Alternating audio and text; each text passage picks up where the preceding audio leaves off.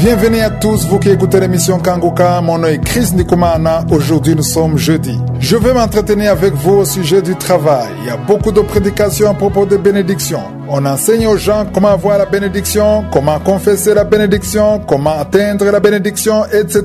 Dans cet enseignement, je vais vous montrer comment Dieu bénit. La parole de Dieu nous montre comment Dieu bénit et il y a deux voies. La première voie, c'est par la sémence. La parole de Dieu dit que celui qui sème récolte. Ce n'est pas le sujet d'aujourd'hui car j'en ai déjà parlé. Je vais vous parler de l'autre voie que Dieu utilise pour bénir les enfants de Dieu. La parole de Dieu dit que Dieu bénit l'œuvre de nos mains. Dieu bénit ton travail. Si tu travailles, confie ton travail à Dieu, peu importe la nature de ton travail. Fais-le aussi longtemps que c'est un travail juste et honnête, qui n'est pas lié au péché. Confie ton travail entre les mains de Dieu, car il va le bénir. Dieu veut bénir notre travail. Si nous lisons dans Deutéronome chapitre 2, verset 7, il est écrit « L'Éternel ton Dieu t'a béni dans tout le travail de tes mains. Il a connu ta marche dans ce grand désert. Voilà 40 années que l'Éternel ton Dieu est avec toi, tu n'as manqué de rien. » J'aime beaucoup ce passage qui dit « Dieu t'a béni dans le travail de tes mains ». Dans ce passage, nous comprenons que Dieu bénit l'œuvre de nos mains. J'aimerais parler à ceux qui enseignent aux gens qu'il faut confesser la bénédiction sur leur vie sans travailler, car Dieu n'aime pas la paresse,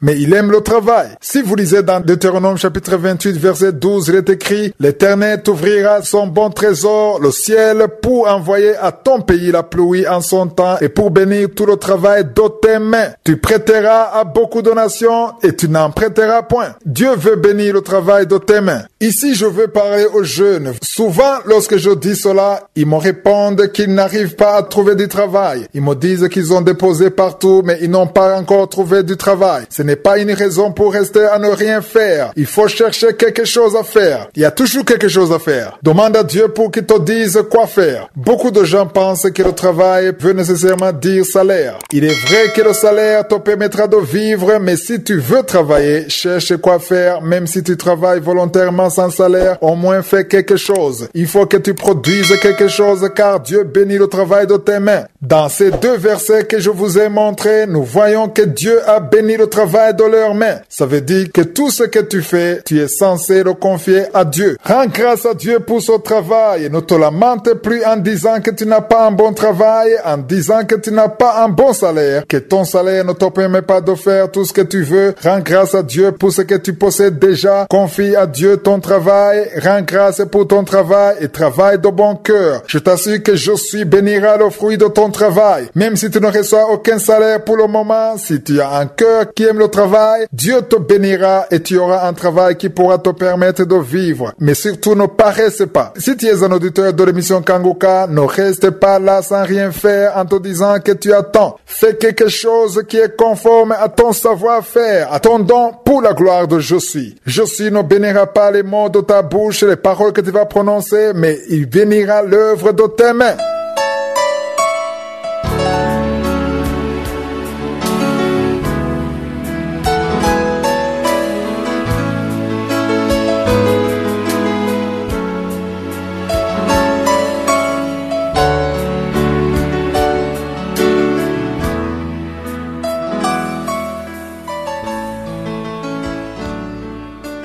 Nous sommes dans la deuxième partie, nous continuons l'enseignement que j'ai appelé Action de grâce. Hier, nous avons lu dans Psaume 103, verset 2. J'ai dit que ton âme doit bénir Josué. Il faut parler à ton âme. Pourquoi pensez-vous que David était en train de parler à son âme? Parce que dans les fruits de l'Esprit Saint, comme nous le lisons dans Galates 5, il y a la maîtrise de soi. Tu as la capacité de contrôler ta chair au lieu que ce soit ta chair qui te contrôle. Si ta chair te dit de mentir ou de commettre de l'adultère, tu as la capacité de dire non car la parole de Dieu l'interdit. Il faut que tu sois celui qui contrôle tes émotions, tes sentiments, tes désirs. Tu peux aussi dire à ton âme de bénir Dieu. Surtout, dis-lui de ne pas oublier ses bienfaits. C'est ce que le verset 2 dit dans Psaume chapitre 103. Ne pas oublier, c'est une bénédiction. Les gens qui n'oublient pas touchent le cœur de Josué. Josué veut que tu n'oublies jamais ce qu'il a fait. Ne pas oublier signifie que tu dois t'en souvenir tous les jours. Tu as déjà rendu grâce pour ça et tu as déjà oublié. Tu attends ce que Dieu va faire. Tu te dis qu'il n'y a rien de nouveau. Tu travailles, tu as une bonne santé, tu te débrouilles bien dans la vie, mais il n'y a rien de nouveau. Mais tu te dis que quand Dieu fera quelque chose d'autre pour toi, tu vas lui rendre grâce. Tu oublies que tu dois rendre grâce tous les jours. J'ai déjà enseigné qu'il faut rendre grâce même dans le peu de choses, et surtout pour ce qui t'a marqué dans la vie. Il faut toujours t'en rappeler. Avant, je prenais un stylo et j'écrivais tout ce que Dieu a fait pour moi. J'écrivais année par année. Ça arrivait parfois que je prenne le temps durant le week-end. Je m'enfermais et je rendais grâce à Dieu pour chacune de ces choses que Dieu a faites. C'est une chose qui m'a beaucoup changé et qui m'a aidé en même temps, et ça m'a rapproché de je suis. Beaucoup de gens se lassent facilement dans la prière. Ils prient quelques minutes puis ils commencent à s'endormir. Il manque quoi à dire à Dieu car ils n'ont pas encore compris que ce que Dieu a fait pour eux devrait chaque fois revenir dans la prière. Nous avons lu dans Psaume 34 verset 1 ou 2 qui dit « Je bénirai l'Éternel en tout temps, sa louange sera toujours dans ma bouche. » Pour que la louange soit continuellement dans ta bouche, il faut comprendre que tu dois rendre grâce à Dieu pour ce qu'il a fait pour toi et t'en souvenir. Hier, j'ai terminé en disant qu'il ne faut jamais oublier ce que Dieu a fait pour toi car c'est une chose qui va changer ta vie. Moi, personnellement, le fait de me rappeler des bienfaits de Dieu, c'est une chose qui a complètement changé ma vie. Il y a des chapitres de ta vie que tu as déjà tournés, mais je te demande de retourner en arrière pour revoir cela et surtout de t'en rappeler. Il faut te rappeler de ce que Josué a fait pour toi. Prenez un exemple sur ma vie. Il y a des années que je ne peux jamais oublier car Josué a fait beaucoup de choses spéciales pour moi. Par exemple, l'année 2009, c'est une année pendant laquelle j'ai reçu la révélation sur l'action de grâce. C'est une année où Dieu m'a enseigné sur la puissance qui se trouve sur le fait de ne pas se lamenter, et durant cette période, j'ai vu un ange dans une vision et j'ai vu un démon fuir. Par cette vision, j'ai compris qu'il s'agissait de l'intervention de Josué dans ma vie. C'est pendant cette même année que Dieu m'a tiré de ma pauvreté, il m'a tiré de mon endettement, il m'a tiré d'une vie que je ne pourrais jamais souhaiter à personne. Je n'ai utilisé aucune autre arme à part l'action de grâce. C'est pendant cette même année que j'ai eu la connexion avec ma femme. C'est une année que je ne peux jamais oublier. Il y a 11 ans de cela. Chaque fois que j'entre dans la prière, chaque matin, je rappelle à Josué l'année 2009, car je sais ce qu'il a fait pour moi. J'ai refusé de tourner la page. Je me rappelle sans cesse de cela dans mes prières. L'année 2010, c'est l'année où je me suis marié. C'était un miracle de Dieu, car je n'avais aucun moyen matériel pour le faire. J'avais juste Dieu et il s'est manifesté. Le mariage a bien eu lieu. Dieu m'avait dit qu'il s'occuperait de mon mariage, que je n'aurais pas besoin de demander un crédit pour ça. Il a également fait beaucoup d'autres miracles au cours de cette même année. L'année 2011, c'est l'année de la naissance de mon premier enfant. Chaque fois que je prie, je ne peux jamais oublier de mentionner cette année. Je mentionne aussi l'année que Dieu a débloqué mes voyages. J'avais passé 10 ans sans voyager parce que tous les voyages étaient bloqués. Mais Dieu a débloqué cette porte et il a fait des miracles durant cette année. C'était en 2013. Je n'avais même pas d'argent pour voyager, mais Dieu a intervenu pour débloquer ce qui était bloqué. Pendant mes prières, je mentionne toujours l'année 2013. Je vais continuer demain en vous parlant des années que je ne peux jamais oublier. Pourquoi est-ce que je vous parle de cela? J'en parle parce que je sais ce que ça a produit dans ma vie et je veux que vous aussi, vos vies soient transformées à travers ces témoignages. Le jour où vous le mettrez en pratique,